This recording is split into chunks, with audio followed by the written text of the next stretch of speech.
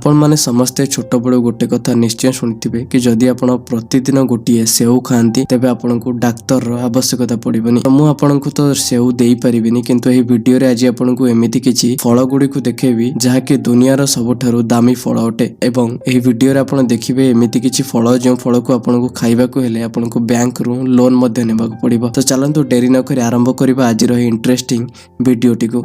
जदि आपण आगो को मध्ये एमति इंटरेस्टिंग वीडियो देखिया पय चाहंती ताले हमर यूट्यूब चैनल को एबे ही सब्सक्राइब करंतु एवं वीडियोटी पसंद आसिले वीडियो को लाइक शेयर करिया पय भूलिबेनी। नमस्कार, मो गुड्डू आपण मानको स्वागत करूची टेक्निकल गुड्डू यूट्यूब चैनल को। वर्तमान आपण निजर मोबाइल स्क्रीन ने देखुथिबा हे साधारण सपुरीटी रो दाम जानिले आपण आश्चर्य होइजिबे। ए सपुरी रो दाम होची प्राय $2000 बा आम देशर टंका रे एहार मूल्य होची 1.5 लाख टंका। जदि आपण ए सपुरी रो स्वाद चाखिबा को चाहंती एबा आपनको 1.5 लाख टंका बा 1.5 लाख टंका देबाकू पड़िबो। आजिकाली दुनिया रे किछि भी हेई पारे, जेउंठी बहिर किलो 10 टंका रे मिले आउ केउंठी सपुरी किलो 1.5 लाख टंका रे मिले। फ्रेंड्स, एही सपुरीटी इंग्लैंड रे मिलिथा एवं लोकमानक कहिबा अनुसार एही सपुरी अन्य सपुरी तुलना रे बहुत स्वादिष्ट एवं आकार रे बड़ मध्य होइताय। जहा भी ना हेउ काहेकि गोटे सपुरी रे मूल्य 1.5 लाख टंका हेबा आम भली साधारण लोकमानक पई बहुत किछि।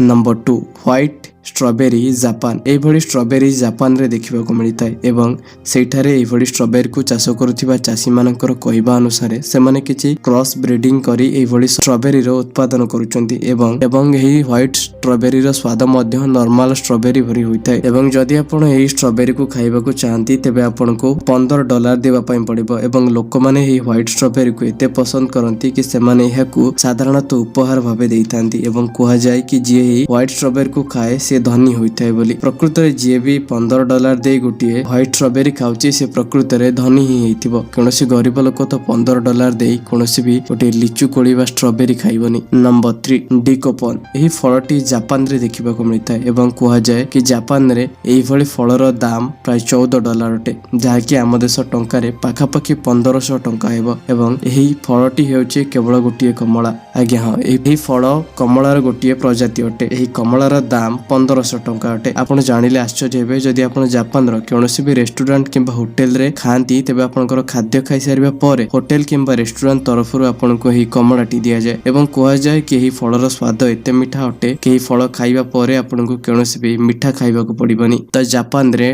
डेजर्ट बा मिठा बदल रे एही भली कमला देबार प्रथा रहिछि। कमला जेते भी मिठा हो गोटे कमला ऊपर 1500 बा 1600 टंका खर्च करबा केते दूर संभव ता आपण कमेंट करि जणांतु। नंबर 4, कापुआको।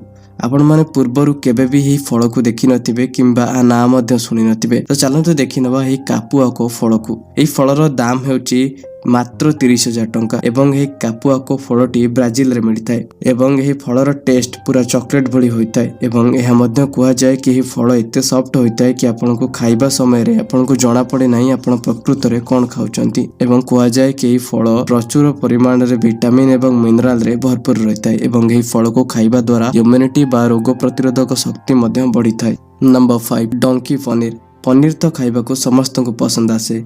आम देश भारत रे साधारणतः गाई किंबा महिषी क्षीर पनीर प्रस्तुत करा जाय। हेले कोन आपण जानिचंती कि गध क्षीर मध्य पनीर प्रस्तुत करा जाय? आज्ञा हां, गध क्षीर तयारी पनीर रो मूल्य साधारणतः बाजार रे पनीर रो किलो प्रति दाम हेउची 70,000 टंका। कुहा जाय कि एही गध क्षीर पनीर रे बहुत प्रकार प्रोटीन भरपूर रहिताय। पनीर मध्य बहुत कॉस्टली एवं बहुत कष्ट रे मिलिथाय। तो वर्तमान आपण देखिले दुनियार 5टी दामी फल गुडी को। आपनको क्यों फलटी सबठार इंटरेस्टिंग लागिला तळे कमेंट बॉक्स रे निश्चय जणांतु एवं आगको मध्ये एमती इंटरेस्टिंग वीडियो देखिबा पई हमर यूट्यूब चैनल को सब्सक्राइब करंतु। आज पई एतिकी पुणी देखाबा गोटे नुवा इंटरेस्टिंग टॉपिक रे नुवा वीडियो रे। तपरंत रहउची नमस्कार।